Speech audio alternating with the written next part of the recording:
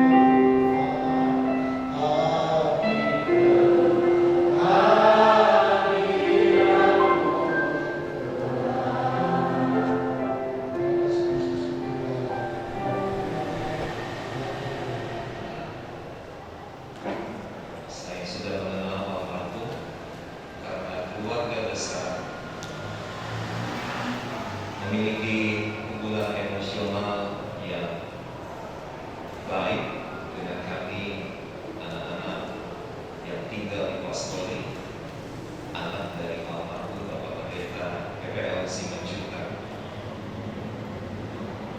Setelah pangkat estafet pelayanan dipercayakan kepada saya, Bapak Ayam adalah jemaat yang setia. Dia selalu duduk di bangku nomor 2 dari belakang dan paling pojok. Bangku itu tidak pernah diisi oleh siapapun. Salah satu kalimat yang tidak akan pernah saya lupakan setiap kali melewati peristiwa dipanggilnya jemaat kepangkuan Bapa di surga, maka almarhum akan berkata begini, sudah habis kontraknya. Dia memahami kematian manusia sebagai habisnya kontrak dengan Tuhan. Dan Alkitab berkata bahwa setiap manusia itu sangat pasti akan mati. Itu sebabnya betapa pentingnya kita yang telah percaya kepada Tuhan untuk tetap setia sampai kepada langkah yang terakhir, sebagaimana kehidupan Bapak Ayah. Malam ini saya akan membawa renungan di dalam Kejadian pasalnya yang kedua, ayatnya yang ke-16 sampai dengan ayatnya yang ke-17. Firman-Nya kepada perempuan itu, susah payah waktu mengandung akan berbuat sangat banyak. Dengan kesakitan engkau melahirkan anakmu, namun engkau akan birahi kepada suami dan dia akan berkuasa atasmu. Lalu Tuhan memberi perintah ini kepada manusia, semua pohon dalam taman ini boleh kau makan buahnya dengan bebas, tetapi pohon pengetahuan tentang yang baik dan yang jahat itu janganlah kau makan buahnya, sebab pada hari engkau memakannya pastilah engkau mati.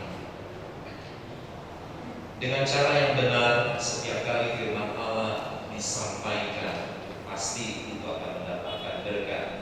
Karena sesungguhnya tidak ada satu titik, tidak ada satu iota kebenaran firman Allah yang akan gugur bila kita meresponnya dengan baik.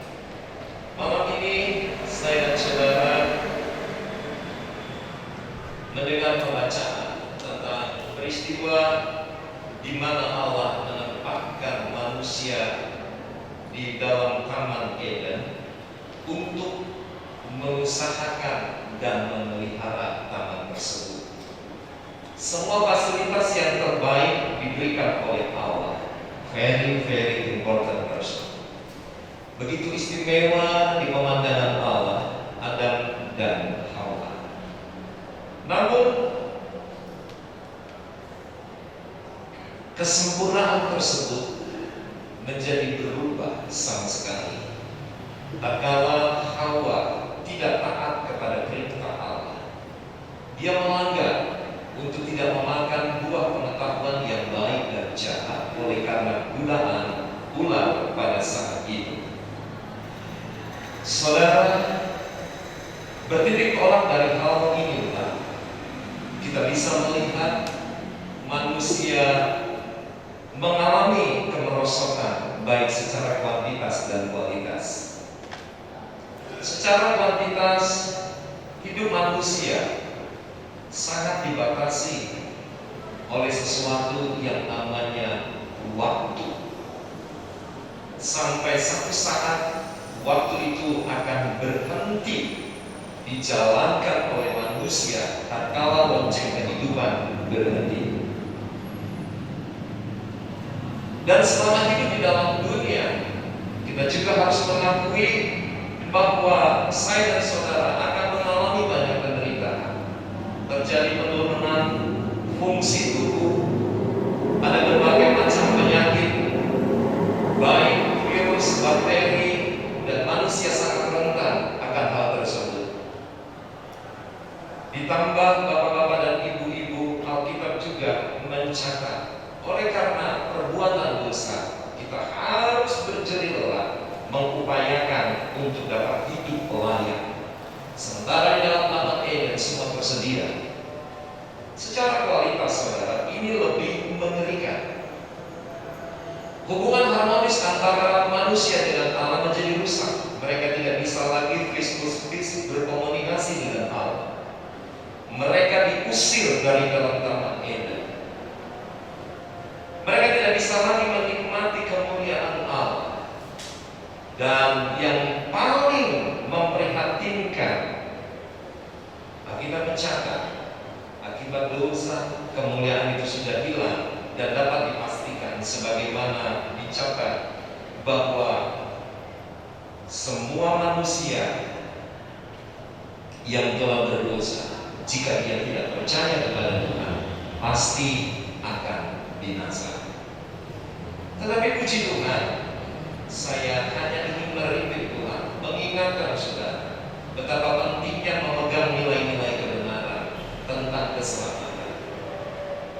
Bapa yang menciptakan manusia, dia tidak berdiam diri, lalu dia mengambil inisiatif untuk menyelamatkan manusia dengan kasih-Nya. Yohanes pasal 3 ayat yang ke-16 mencatat di sana bahwa oleh karena begitu besar kasih Allah akan dunia ini, sehingga diberikanlah anaknya yang tunggal, barang siapa percaya kepadanya tidak akan binasa. Kenapa dia harus lakukan ini, Bapak-bapak dan Ibu-ibu? Karena Bapa ingin mengembalikan posisi awal manusia yang hidup dari kekal kepada kekal, lepas dari segala penderitaan, sakit penyakit dan air mata. Saya teringat dengan satu ayat yang tercatat di dalam Kisah Rasul pasal 4 ayatnya yang ke-12. Ayat ini berkata, saudara, dan keselamatan tidak ada di dalam siapapun juga selain di dalam Dia, sebab di bawah kolong langit ini tidak ada nama lain yang diberikan kepadanya yang olehnya kita dapat diselamatkan. Betapa berbahagianya Bapak Ayah, sekalipun terjadi penurunan akibat perbuatan dosa yang diwariskan kepada kita, tapi Dia telah mengenal Yesus sebagai Tuhan dan Juru Selamatnya secara pribadi. Dia tahu dengan baik bahwa tidak ada nama di bawah kolong langit ini yang bisa memberikan garansi yang kepadanya kita percaya dan diselamatkan. Hanya nama Yesus. Beberapa kali dalam misi penginjilan saya, ada beberapa daerah yang saya catat merupakan sebuah daerah yang sekalipun notabene adalah kantong kekristenan, tapi hidup mereka jauh dari kebenaran. Tidak bermaksud untuk mendiskriminasikan mereka, tapi ini adalah fakta dan datanya diakui oleh mereka sendiri. Saya berada di Pulau Nias beberapa tahun yang telah lewat, sebuah perkumpulan yang tidak mudah, tak kala mengadakan pelayanan di lapangan terbuka dengan tim kecil yang Tuhan percayakan untuk kami berada bersama. Selain letak geografis yang berat, rute yang panjang, sampai kami tiba di satu desa yang bernama Desa Menanti Matahari, karena di desa itulah tatkala matahari pertama terbit, maka hampir secara keseluruhan desa itu bisa dikatakan sangat fenomenal. Apa yang terjadi, saudara? Selesai kami mengadakan ibadah, tempat wisata Batu Lonceng, ada altar. Setiap kali seseorang diketemukan melakukan kejahatan, maka dia akan dieksekusi di atas lempengan batu yang besar tersebut dengan kepala dipenggal. Itulah yang menjadi mimbar saya untuk berubah. Jika tanpa Tuhan, maka tidak mungkin kami bisa menyelesaikan pelayanan penginjilan dengan baik. Singkat cerita, memprihatinkan sekali Karena mereka percaya kepada Tuhan, tetapi juga masih melibatkan unsur okultisme dalam pengiringannya kepada Allah. Mereka tidak yakin bahwa Yesuslah segalanya.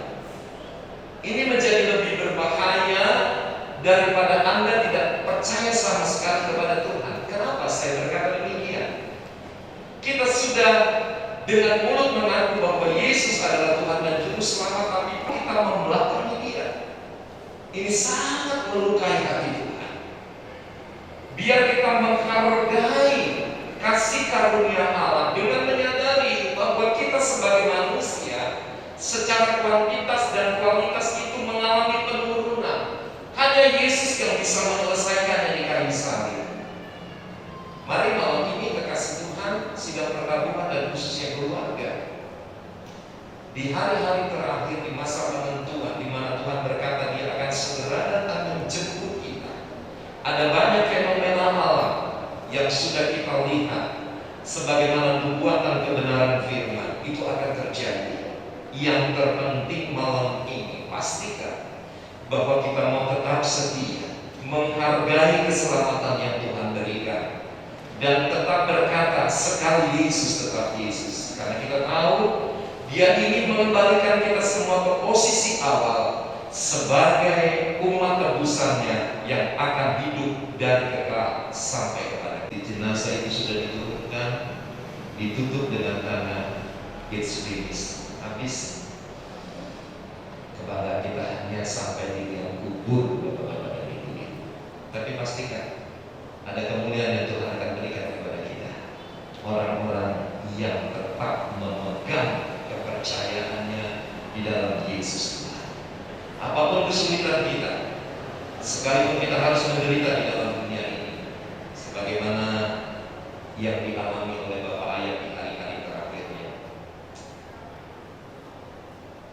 Tapi dia tetap berkata bahwa Yesus adalah Tuhan dan Juru Selamatnya.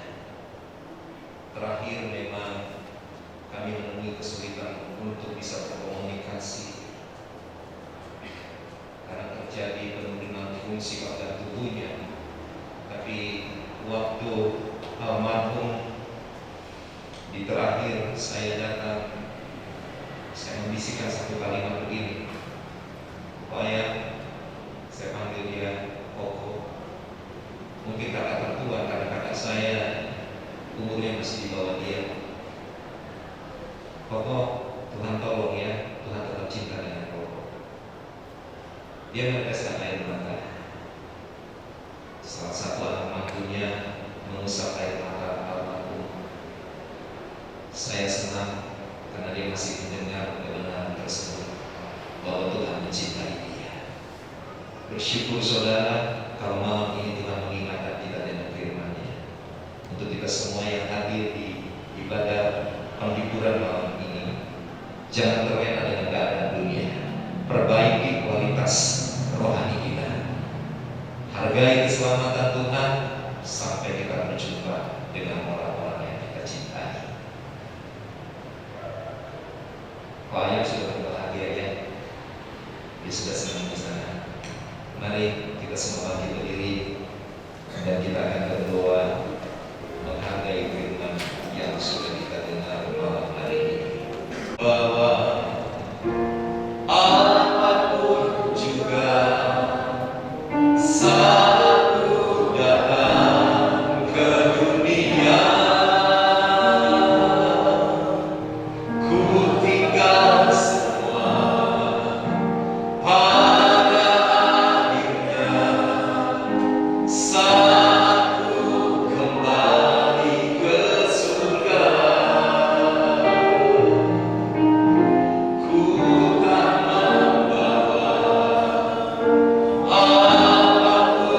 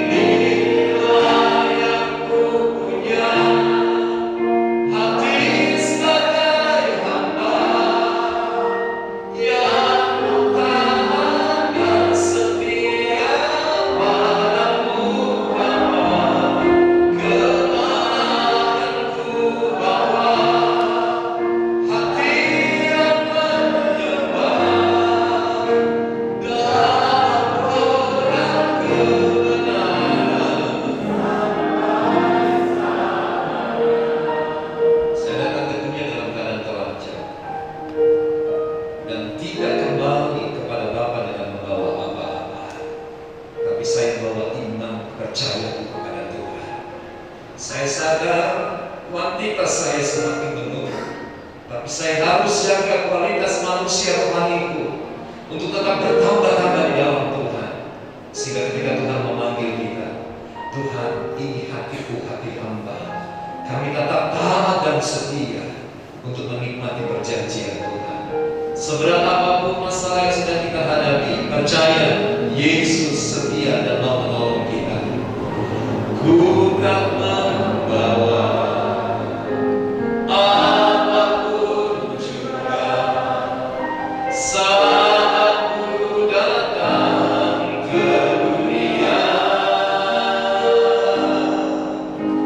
Ku tinggal semua pada akhirnya saat ku kembali ke surga. Inilah yang ku punya, hati sebagai hamba yang mau taat dan setia padamu Bapa. Kemanakah ku bawa hati yang menyembah dalam roh dan kebenaran.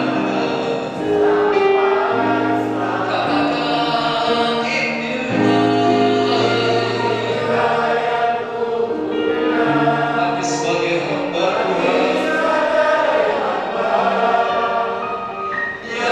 mau taat dan setia padamu. Kasih Tuhan, hati yang menyembah dalam roh dan kebenaran.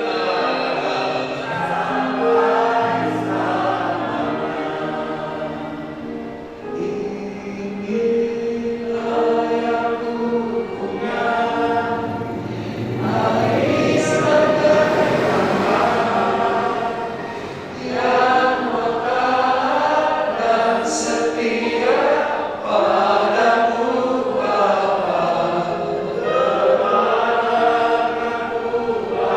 Hati yang menyembah sampai selamanya.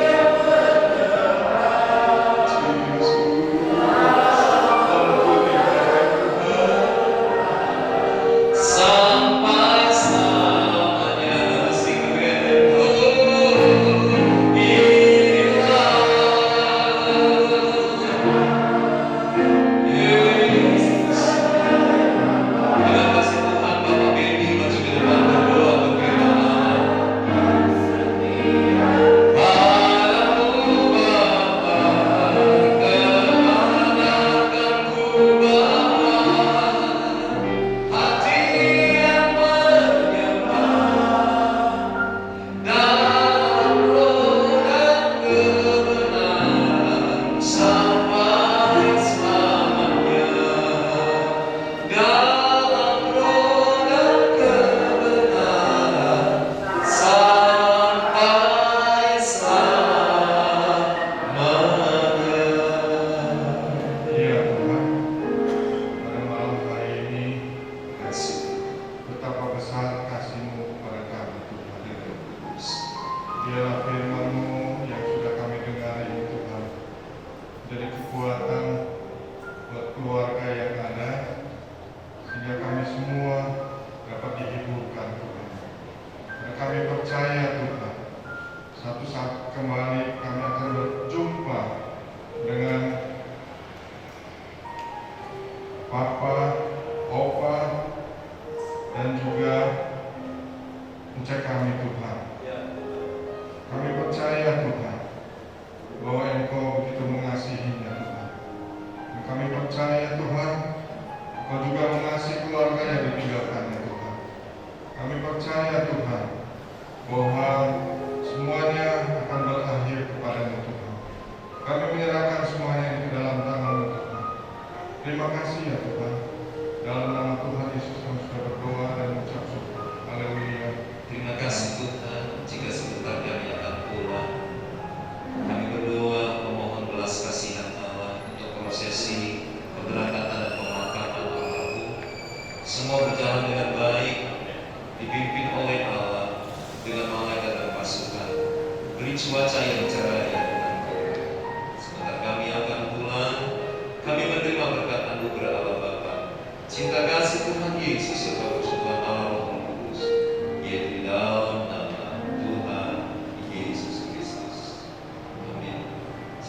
saudara, saya minta waktu sebentar.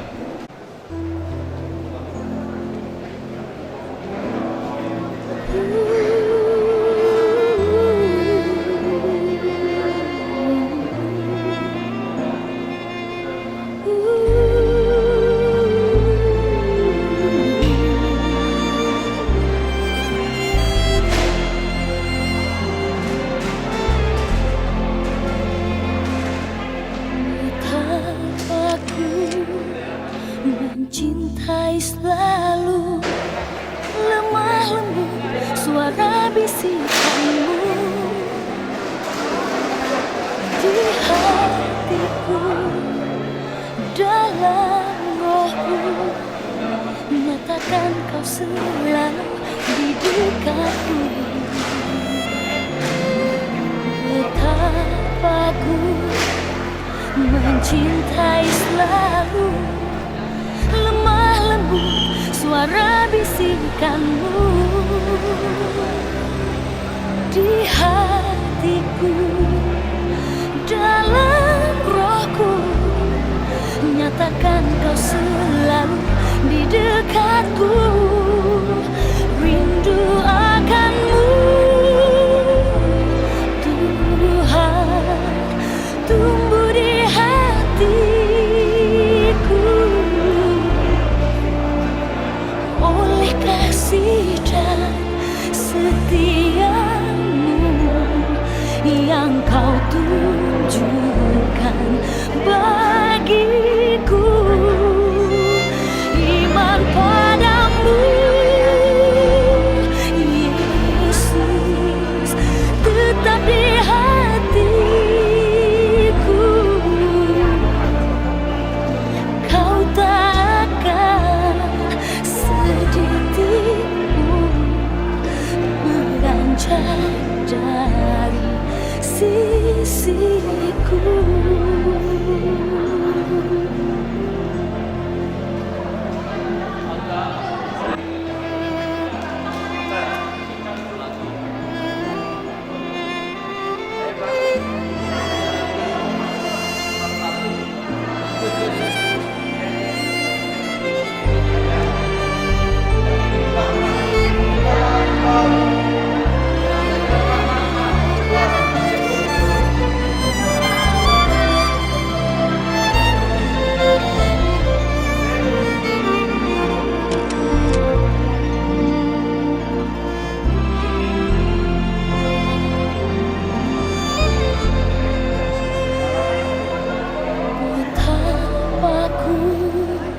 Mencintai selalu, lemah lembut suara bisikanmu